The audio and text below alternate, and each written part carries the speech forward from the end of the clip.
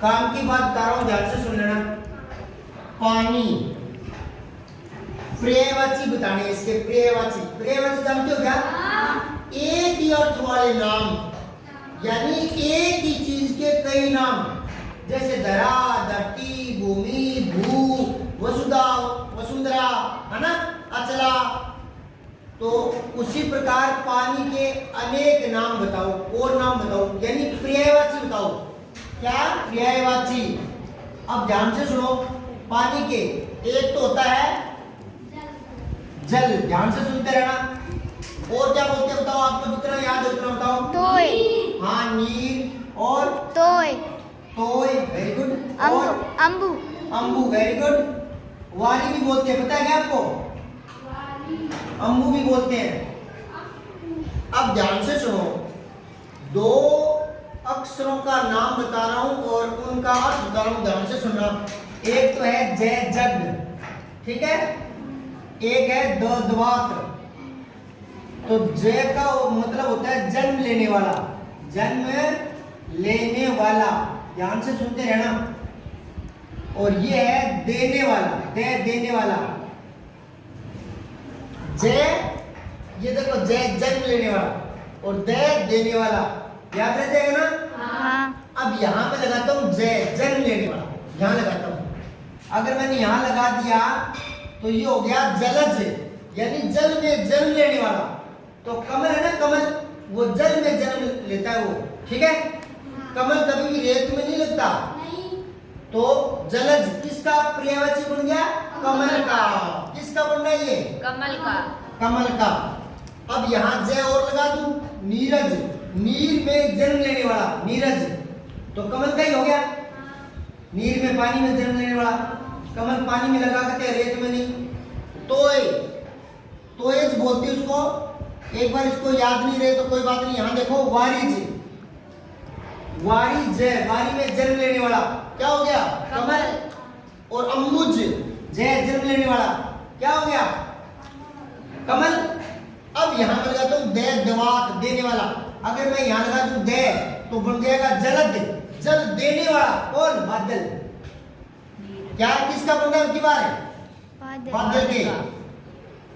और यहाँ पे लिख दूं नीरद, क्या हो जाएगा? बादल, नीर देने वाला, बादल। तोयद, वारिद, दे देने वाला, वारी देने वाला, कौन? बादल। अम्बुद, कौन? बादल। समझ आ रही है क्या? हाँ। तो आपने पानी के पर्यायवाची याद किए थे, और आपके कमल के याद हो गए और बादल के याद हो गए, हो गए ना? एक और याद करवा देता हूं, उसके लिए यहां दोबारा देखो, छोटी धी, धनुष। तो धी का मतलब होता है धारण करने वाला, धारण करने वाला। अब यहां से देखो आप, है यहां मैं धी लगाता हूं, जैसे जलधि, यानी जल को धारण करने वाला, जल का भंडार। समुद्र, तो ये किसके बनते जाएंगे अब की बार? समुद्र के। समुद्र नहीं होता बेटा, नहर नहीं आता, समुद्र ही आता है। ये समुद्र के बन रहे हैं। अब यहाँ देखो निर्धी, क्या? नीर पानी, और दे होता है, धी होता है धारण करने वाला, निर्धी क्या होता है? समुद्र। एक पेय होता है, पेय, और देख लो, पेय पानी को ही बोलते हैं, पेय दूध को ही बोलते हैं, पेय जीवन को ही बोलते हैं, कई अर्थ निकलते हैं। तो यहाँ विसर्ग है ना, इसलिए अगर आप जय लगाओगे तो हो जाएगा पयोज, पेय में जन्म लेने वाला, पयोज कमल को ही बोलते हैं। और दे लगा देना तो ये हो जाएगा पयोद, पयोद।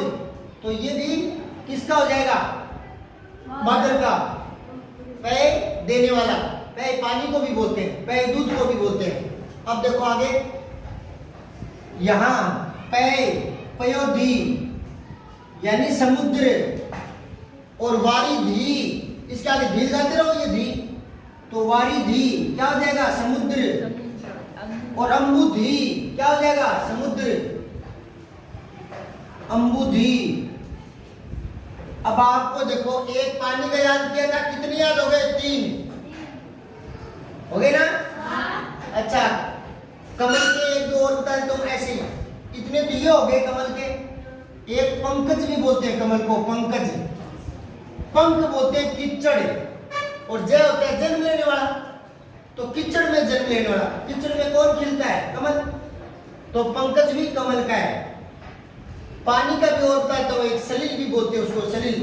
से छोटी ली और ले। अब यहां देखो समुद्र की ओर का तो रत्नाकर, रत्नाकर। आकर होता है खजाना, रत्न होता है हीरे मोती जवाहरात, रत्न होते हैं ना, रत्न। हाँ। तो समुद्र में मोती वगैरह पाए जाते हैं तो इसका नाम है रत्नाकर, रत्नों का खजाना, रत्नाकर। और एक सागर भी बोलते हैं समुद्र को, क्या बोलते हैं? सागर। सागर। इतने नाम और याद हो गए। देखो कितनी चीजें बता दी। अब ये सारे के सारे आप है उतार लो कॉपी पर, उतार लो।